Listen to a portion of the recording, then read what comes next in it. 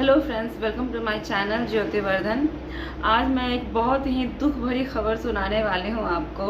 Please सुनने के बाद प्लीज़ थोड़ा सा सपोर्ट कीजिएगा, मुझे आपकी ज़रूरत है। एक्चुअली कुछ दिन पहले मेरा जो फ़ोन था, स्मार्टफोन, वो रेडमी का फ़ोन था, वो चोरी हो गई। और मतलब 1 अप्रैल को वो चोरी हुई। मतलब हम लोग एक दूसरे को मजाक में मूर्ख बनाते हैं और उस दिन मतलब किसी ने शायद मुझे ही मूर्ख बना दिया। और तो और मेरे ही घर से वो चोरी हो गई।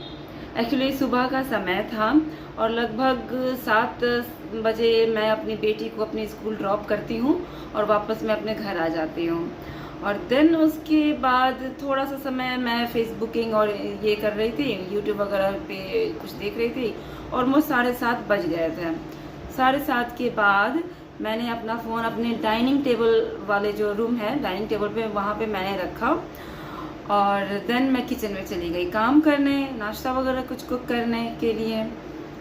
और उसी दौरान आई थिंक गेट खुला हुआ था। बाहर मेरे फादर इन लॉ गमले में पानी पटा रहे थे, लेकिन शायद कुछ समय के लिए रेस्टिंग के लिए वो चले गए होंगे अपने रूम में।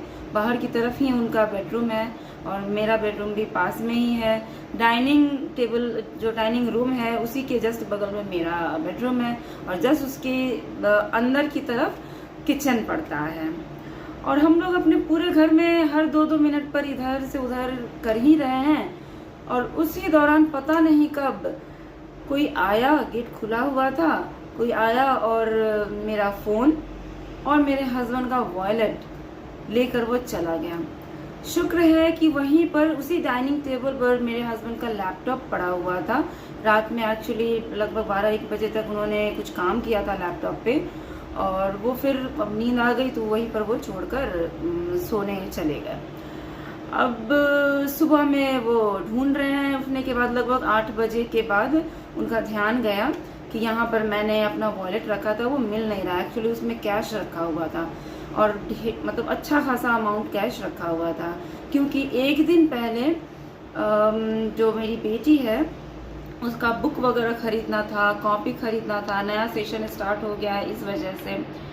लेकिन कैश तो हमने वॉलेट में रखा था, उन्होंने रखा था, बट कैश पेमेंट उन्होंने नहीं किया बुक खरीदने के समय।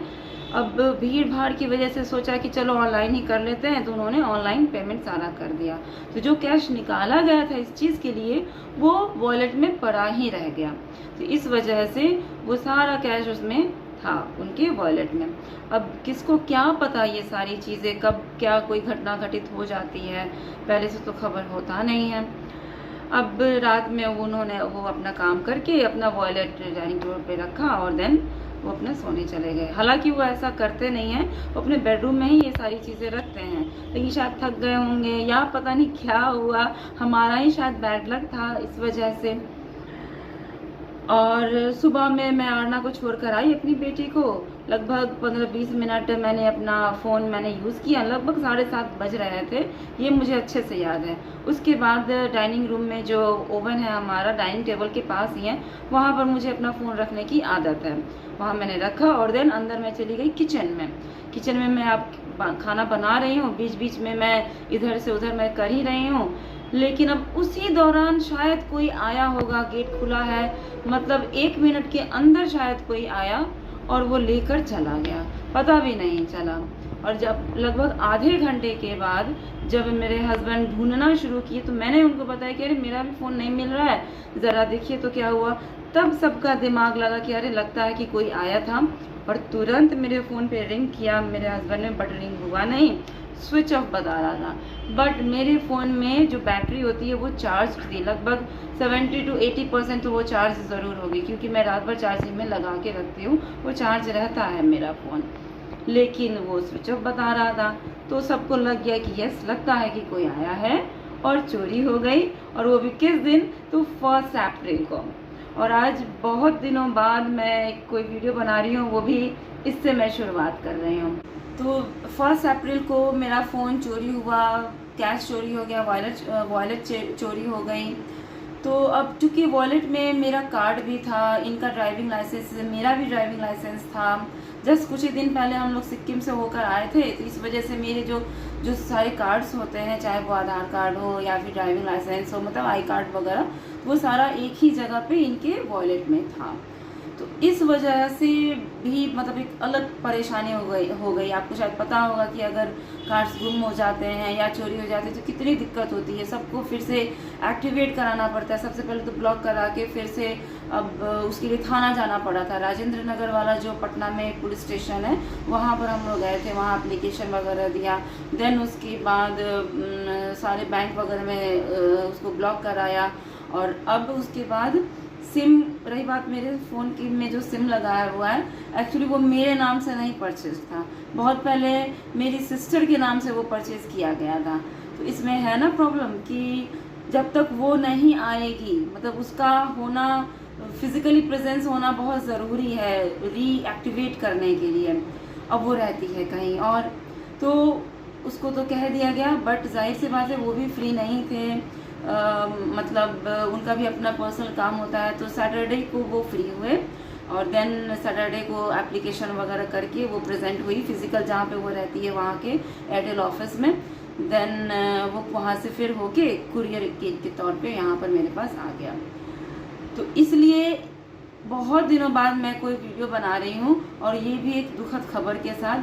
तो ये सारा कुछ हुआ है इस दौरान मेरे साथ। तो प्लीज़ मेरे चैनल को प्लीज़ सपोर्ट कीजिए, क्योंकि मैं इतने दिनों से मैंने कोई वीडियो नहीं अपलोड किया, और इस वजह से मेरा जो वॉच टाइम है, वॉच आवर है, वो डाउनफॉल में चला गया है। और सब्सक्राइब कुछ लोग कर ही लेते हैं, लेकिन वो भी थोड़ा सा डाउन चला गया, क्योंकि नया नया वीडियो जब अपलोड होता है तो लोग सब्सक्राइब भी करते हैं और ज़्यादा मात्रा में करते हैं, लेकिन अब वो नीचे चला गया। तो प्लीज़ मैं रिक्वेस्ट करती हूँ कि कम से कम आप मुझे सपोर्ट करिए, क्योंकि आप मेरी फैमिली हैं।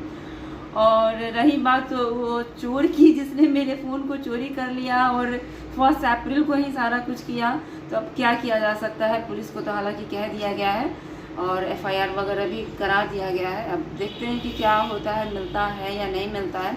बट फिर भी मेरे पास एक पुराना सा फ़ोन है, थोड़ा सा डैमेज्ड फ़ोन है, टूटा फूटा सा है, बट ठीक है, कैमरा वगैरह फंक्शन कर रहा है। ये सैमसंग का फ़ोन है। वो वाला फ़ोन मेरा रेडमी का था, अच्छा था वो भी। उसमें कैमरा का जो लाइट वगैरह होता है वो बड़ा अच्छा उसमें आता था। तो खैर तब तक मैं अभी इसी से काम चला रही हूँ, और देखते हैं आगे और भी कुछ वीडियोस मैं बनाऊंगी जो कि पार्लर रिलेटेड होगा। मैं फिर मिलती हूँ आपको अगले वीडियो के साथ। तब तक के लिए goodbye and take care.